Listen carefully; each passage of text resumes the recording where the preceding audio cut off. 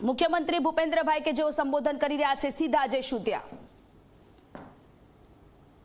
આવકારીએ આજના આ પ્રસંગે આપના બહુમૂલ્ય માર્ગદર્શન માટે.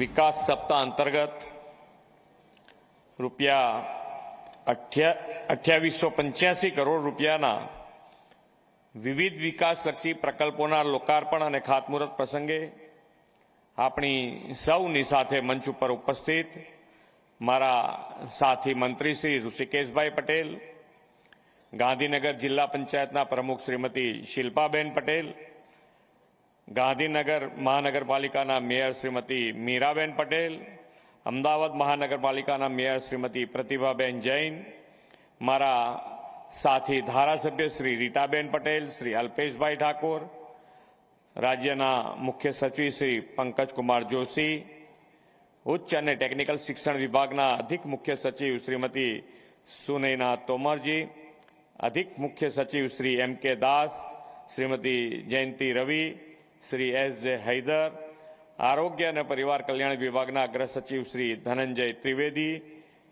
श्रीमती अवंतिका सिंह, श्री M. थेन्नारसन, सचिव श्रीमती आद्रा अग्रवाल, श्रीमती P. भारती, आमंत्रित सर्वे महानुभाव, प्रेस मीडिया मित्रों, सौने मारा नमस्कार.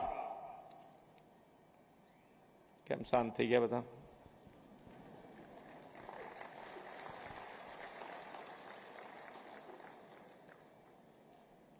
आ बधा मकानो मळवाना छे એટલે બેઠા છે ને શાંતિથી.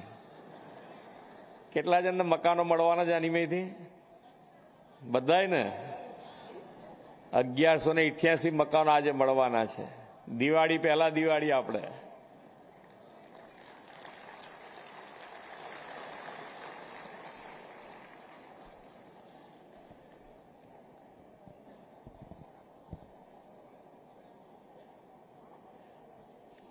विश्व नेता અને દેશના વિકાસ પુરુષ અને યશસ્વી વડાપ્રધાન શ્રી નરેન્દ્રભાઈ મોદીએ જાહેર જીવનમાં સરકારના વડા તરીકે 7 ઓક્ટોબરે 24 વર્ષ પૂર્ણ કરી અને 25મા વર્ષમાં પ્રવેશ કર્યો છે.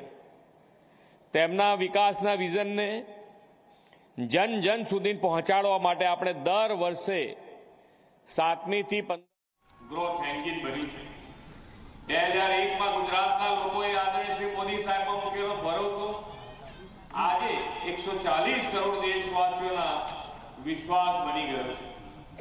आज अपना भारत रत्न ने मिसाइल मैन पूर्व राष्ट्रपति श्री डॉक्टर अब्दुल कलाम जी की जन्म जयंती पण छे એટલે તેના પ્રયાસો, વિઝન અને નીતિઓ, યોજનાઓના પરિણામે આજે ગુજરાત દેશનું ગ્રોથ એન્જિન બન્યું છે. 2001માં ગુજરાતના લોકોએ આદરણીય શ્રી મોદી સાહેબમાં મૂકેલો ભરોસો આજે 140 કરોડ દેશવાસીઓના વિશ્વાસ બની ગયો છે. આજે આપણા ભારત રત્ન અને મિસાઇલ મેન પૂર્વ રાષ્ટ્રપતિ શ્રી ડોક્ટર અબ્દુલ કલામજીની જન્મ જયંતિ પણ છે એટલે એમને પણ હું ભાવપૂર્વક વંદન કરું છું. આદરણીય શ્રી નરેન્દ્રભાઈ મોદીના વિઝનથી શરૂ થયેલી જ્યોતિર્ગ્રામ યોજના ડોક્ટર કલામજીના હસ્તે રાષ્ટ્રને અર્પણ થઈ હતી અને આ યોજનાથી ગુજરાતના ગામડાઓમાં પણ અંધારા ઉલેચાય અને ઉજાસ પથરાયો.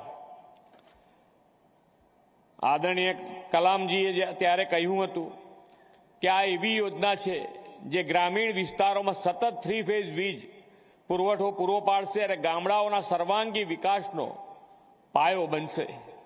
તેમના આ શબ્દો અને શ્રી નરેન્દ્રભાઈનું વિઝન બંને સાચા પડ્યા છે તેના આપ સૌ સાક્ષી છો. આદરણીય શ્રી નરેન્દ્રભાઈ મોદીએ સર્વાંગી વિકાસ માટે શરૂ કરાવેલી જ્યોતિર્ગ્રામ, મુખ્યમંત્રી અમૃતમ યોજના, ઈ ગ્રામ વિશ્વગ્રામ, ખેલ મહાકુંભ, નિર્મળ ગુજરાત, સ્વાગત, સ્કિલ ડેવલપમેન્ટ મિશન, કૃષિ મહોત્સવ, સોઇલ હેલ્થ કાર્ડ જેવી ગુજરાતથી શરૂ થયેલી યોજનાઓ આજે એનો અમલ સમગ્ર દેશમાં થઈ રહ્યો છે. ગુજરાતના વર્લ્ડ ક્લાસ ડેવલપમેન્ટમાં તેમના માર્ગદર્શન, યોગદાન અને અથાગ પ્રયત્નો આપણને સૌને વિકાસની નવી પ્રેરણા વિકાસ સપ્તાહથી આપતા થયા છે. વિકાસ સપ્તાહનો આજનો સમાપન અવસર જૂન સુખાકારીને સાકાર કરતો અવસર છે. આજે એક સાથે શહેરી વિકાસ, આરોગ્ય, શિક્ષણ, સાયન્સ એન્ડ ટેકનોલોજી સહિત 12 વિભાગોના કુલ રૂપિયા 2,885 કરોડના 488 વિકાસ કામોની આપણને ભેટ મળી છે. આદરણીય શ્રી નરેન્દ્રભાઈ મોદીના નેતૃત્વમાં સુશાસનની સિલ્વર જ્યુબિલી થવા જઈ રહી છે. આદરણીય શ્રી નરેન્દ્રભાઈએ આપેલા વિકસિત ભારતના નિર્માણમાં જ્ઞાન શક્તિ એટલે કે ગરીબ, યુવા, અન્નદાતા એટલે કે કિસાન અને નારી શક્તિના સશક્તિકરણને મજબૂત પિલર ગણાવ્યા છે. વિકાસ સપ્તાહમાં આ 4 પિલરને વધુ મજબૂત અને સશક્ત કરવાનું કામ પણ કરવામાં આવ્યું છે. 658 ભરતી મેળાઓ દ્વારા 55,000થી વધુ યુવાઓને નિમણૂક પત્ર આપીને ખાનગી ક્ષેત્રમાં રોજગારનો અવસર આ વિકાસ સપ્તાહમાં આપ્યો છે. ગુજરાતની યુનિવર્સિટીઓ અને કોલેજમાં વિવિધ સ્પર્ધાત્મક પરીક્ષાઓ, ખાસ કરીને યુપીએસસી સિવિલ સર્વિસ પરીક્ષાનું માર્ગદર્શન આપવા માટે 10 આઈએએસ કોચિંગ સેન્ટરનો આજથી પ્રારંભ કર્યો છે. યુવા સશક્તિકરણની સાથે કિસાન શક્તિને પણ એક જ અઠવાડિયામાં આપણે સામે ચાલીને ગામડે ગામડે જઈને 5,30,000 લાભાર્થીઓને 600 કરોડથી વધુની સહાયનું વિતરણ કર્યું છે. જિલ્લા કક્ષાના કાર્યક્રમોમાં 1,535 કરોડના 22,000થી વધુ કામોની ભેટ નાગરિકને મળી છે. સમગ્રતાએ આ એક જ સપ્તાહમાં 5,000 કરોડથી વધારાના વિકાસના કામોની ભેટ આખા ગુજરાતમાં મળી છે. બાળકો, યુવાનો પણ તેમાં જોડાય અને ક્વિઝ, નિબંધ, ચિત્ર સ્પર્ધા, ભારત વિકાસ પ્રતિજ્ઞા વગેરેના માધ્યમથી લાખો લોકો આદરણીય શ્રી નરેન્દ્રભાઈ મોદીના સફળ સુશાસનના 24 વર્ષની ઉજવણીમાં સહભાગી થયા છે. શ્રી મોદી સાહેબે બનાવેલી વિવિધ કલ્યાણ યોજનાઓનો લાભ મેળવનાર લોકોએ 1 કરોડથી વધુ પોસ્ટકાર્ડ લખીને આદરણીય નરેન્દ્રભાઈનો આભાર વ્યક્ત કર્યો છે અને આ વિશ્વ રેકોર્ડ બન્યો છે. ગુજરાત 2035 એટલે કે 75 વર્ષ પૂર્ણ કરવાનું છે ત્યારે આ વર્ષનું વિકાસ સપ્તાહ આપણા માટે દિશાસૂચક પ્લેટફોર્મ બન્યું છે. આજે ગુજરાત એટ 75 લોગો અને એજન્ડા ફોર 2035 બુકનું અનાવરણ થયું છે. આગામી 1 દાયકા સુધીમાં સર્વાંગી વિકાસ અને લોકાભિમુખ વહીવટનો નવો આયામ આપણે સિદ્ધ કરવો છે. આ માટે એજન્ડા 2035 આપણને સમૃદ્ધ રાજ્ય, સમર્થ નાગરિકના નિર્માણ માટે સક્ષમ ફ્રેમવર્ક પૂરું પાડશે.